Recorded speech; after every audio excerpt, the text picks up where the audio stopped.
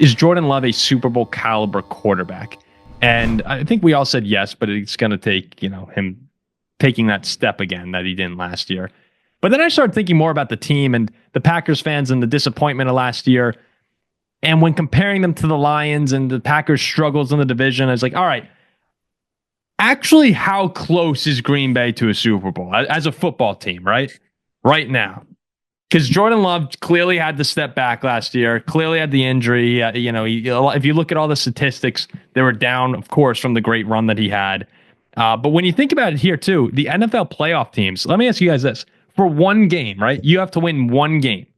The playoff in 2025? Right now, okay? The playoff quarterbacks last year in the NFC were Love, and now just tell me whether or not you take Love or this guy. Love or Goff. One game. Like with Goff. the same roster. If you're just starting your team, one game.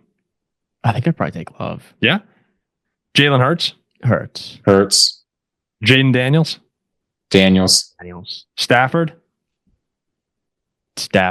And Matthew Stafford's old. I'm taking Jordan Love. I'm taking Stafford, too. Baker? Jordan Love. No question. I think I take Love, but Baker's been pretty damn good. Baker is good. I think I take Love. And Darnold. You take Love. Jordan Love. So there's three surefire, I'll take right? McCarthy over Love. Though. Where you take, and some people will push back on Jalen Hurts here, but you're taking Matthew Stafford, you're taking Jayden Daniels, and right now I think most people would take Jalen Hurts. If there's pushback on the Jalen Hurts take, you're crazy. It's close, but so those are three that I think most people will take. Yeah. I think it's pretty damn close for most people on Goff or Baker and Love at the moment, and then everyone would take him over Sam after the implosion. But when you sit back and you think to yourself, all right, this is a guy we gave $220 million. He can't be fourth on that list by the end of the year. He can't be. And for some of these lists, he's going to be fifth or sixth. I mean, that could all change in the span of one season. Oh, yeah, it can. But that's, who on earth thought Jayden Daniels would do this? 100%. He could fall off. 100%. But that's something that needs, so that's one thing already that needs to flip, right? You need a receiver probably to step up. And when you start going down the Packers roster, it's a really, really talented team. And I believe in them. I think they are a Super Bowl team. But there are a lot of little ifs that are attached. There's not too many gigantic questions. But when you have 4 or 5 ifs, that could be a larger problem. Yeah, how do you feel about having the highest paid left guard and the highest paid center in football? Yeah. Sorry, number 2 and number 2. Yeah, no, I mean, need, in order to justify that, they need their offensive line to be elite, like Philadelphia Eagles level elite next year. Yeah, like the Packers have I've said this a million times. The Packers have a bunch of guys that need to step up and play for what their expectations are. And then on the defensive side of the ball, I think there are a lot of improvements in Jeff Hafley in year one. But you saw what the Eagles did on their run to the Super Bowl, how that defense just took over games. And that's an unfair expectation to place on the Packers. I mean, the Packers defense shut down the Eagles offense better than any other team in the playoffs. No, they did it. They did a great job. And they're a few pieces away here. But when you talk about like pressure percentage, right? They were 26th in the league. And you might push back and say, hey, Paul, they were 7th in sacks. So we go, yeah, they were. They had 45 sacks. 15. Better lucky than good sometimes. 15 of them came in 2 games. So the numbers for the Packers, the pressure numbers need to go up. When Jair Alexander was out, you saw a lot of problems in the secondary. When Evan Williams was out, you saw problems. I think they have a little bit better depth if Jair comes back. If he doesn't, that's a problem in the secondary. So how close really do you think, Ziggy, are the Packers to being a Super Bowl team? Like, do they belong on that shelf with the Lions and the Eagles and the Rams?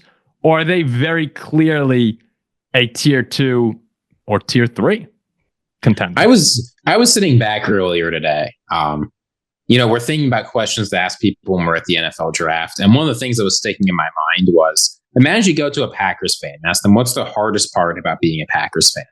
I think there's a lot you can say to that, right? Like, what's the most frustrating part of being a Vikings fan? The answer is everything looks great until you need it the most. And then it completely falls apart. We almost win. We almost always win. Something like that. No, it's different with the Vikings. It's we win 13 or 14 games, and then the New York Giants come to town. And we're just horrible. Or like we need to win one game between like a wild card game or the Lions in order to make it to the divisional round. We can't do it. Like with the Vikings, when you need is the most, you fall apart. The Steelers, what's the most frustrating thing? The answer is we're always okay. We're never bad. We're never great. With the Dolphins, what's the most frustrating thing? We're always terrible. We're just a perennial garbage franchise, but unlike the Browns, nobody recognizes it. The most frustrating part of being a Packers fan, I think, is that what? Unlike the Browns, nobody recognizes it is the quote of this podcast.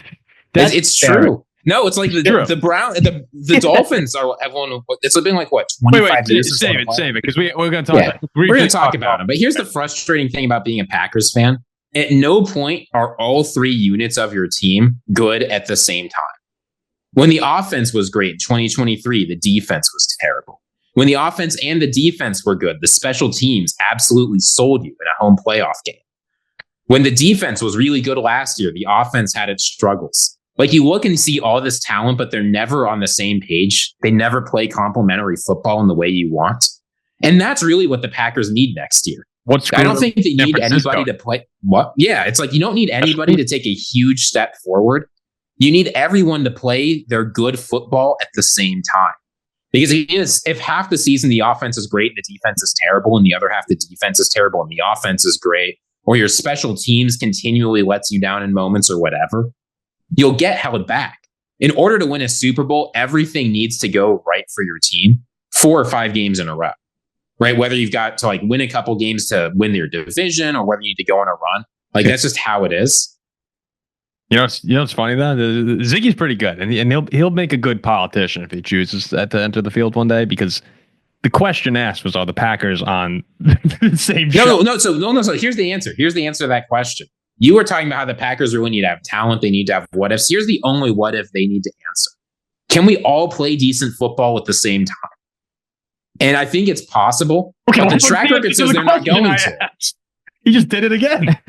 He's a philosopher, man. So no, I don't think they're going to the Super Bowl.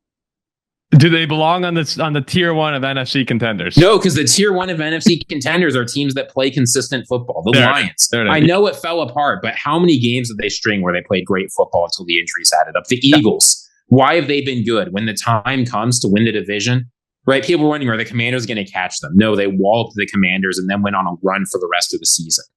You can throw other teams up there, but if you're talking about being a tier 1 contender, you look at the AFC, right? Teams like the Chiefs, like the Bills, they play good football when it counts. Everything works when it counts. And that doesn't mean you win every single game. He's right. I think it's very. But the Packers, I just don't. This is their curse. This is what's wrong with the Packers and why it looks like it's a blue sky franchise from the outside, but the fans tell us that they're just depressed with the way this team goes.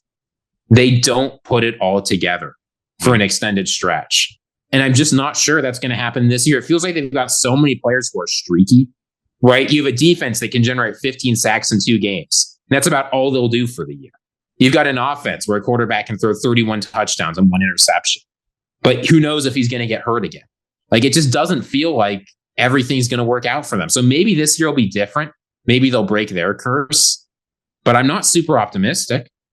Ziggy, do you put it all together when the time counts? I always take care of business, Jack. Good. 100% of the time. That's what I thought you'd say. I think next year when the Packers have Shamar Stewart and he has like 22 sacks, they'll be the top seed. It's a culture changer. They'll be the top seed culture reset in the NFC. In the NFC. There's such a difference to me in the AFC and the NFC. I don't think that Green Bay belongs up there right now with Detroit and Philly, but not that far behind. I mean, they played twice tough with Detroit last year, lost in the game-winning field goal on the road, correct? The second time. The first one was the disaster. Right. Yeah, Luck couldn't walk. But second time on the road, he was healthier. It was a field goal game. Mm-hmm. And the AFC, you have those teams. You have the Chiefs, the Bills, and Baltimore. I thought you were going to say the Steelers. Unfortunately not, I wish. Maybe this year with DK Metcalf. And Jackson Dart. But those 3 teams, it's one of those 3 teams now for like years and years. I guess Bengals too, but they've been irrelevant lately. But who? Well, that was the problem for the Bengals, was their defense sucked. Yeah, but it's one of those 3 teams every year. Like, okay, I'll bet my life that one of these 3 teams goes to the Super Bowl. Mm-hmm. Whereas the NFC, you rattled off a list of those quarterbacks before, and a lot of those lists, Jordan Love probably would be number 5 or number 6. He'd at least be close to the best guys. But yeah, like he's not far off. Like there are more Super Bowl hopeful, Super Bowl caliber teams in the NFC, and Green Bay is one of them. Whereas the AFC, that's not the case. Yeah, like right now, if I put a gun to your head and I said put in the AFC, I'd say no. Yeah. But right now in the NFC, they're probably the 3rd best team. And can they beat Philly? Can they beat Detroit?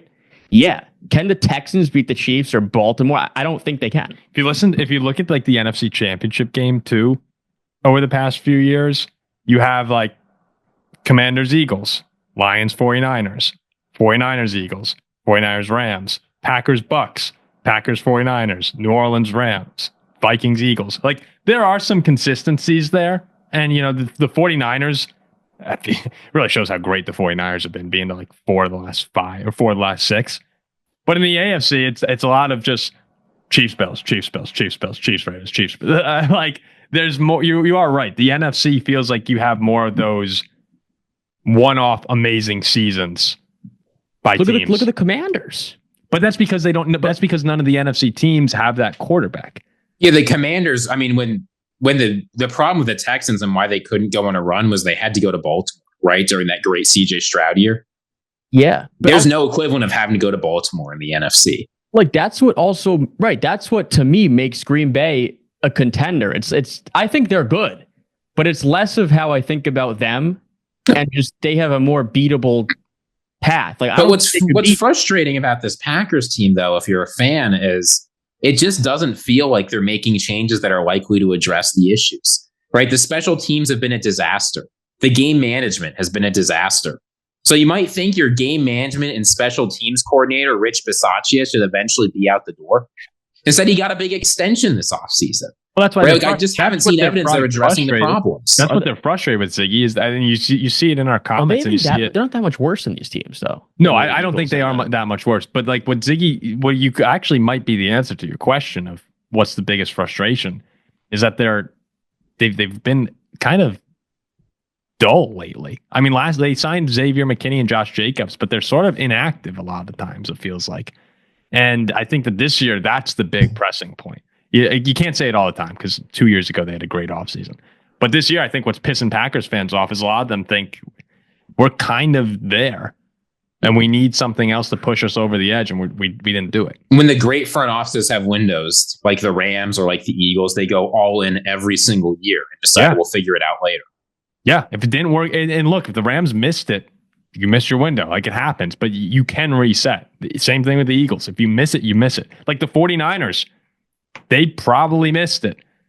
But the difference with the Packers here, and it goes back to your point, Jack, when you talk about all the great quarterbacks in the AFC, a difference for Green Bay from these other NFC teams is that they believe they have a quarterback who could be a guy. When you rattle off the teams that are in the championship game every single season, like Jordan Love and Jayden Daniels are probably the two in the NFC that you would say, if you had to pick someone to elevate to top 5 quarterback status, I'd probably pick those guys over Jalen Hurts. But think about it, though, Paul. The Packers, for how long, have had the guy at quarterback? They had Brett Favre at quarterback. They had Aaron Rodgers at quarterback. Now I think they have the guy number 3. That's 25 years of quarterback play that most teams dream of.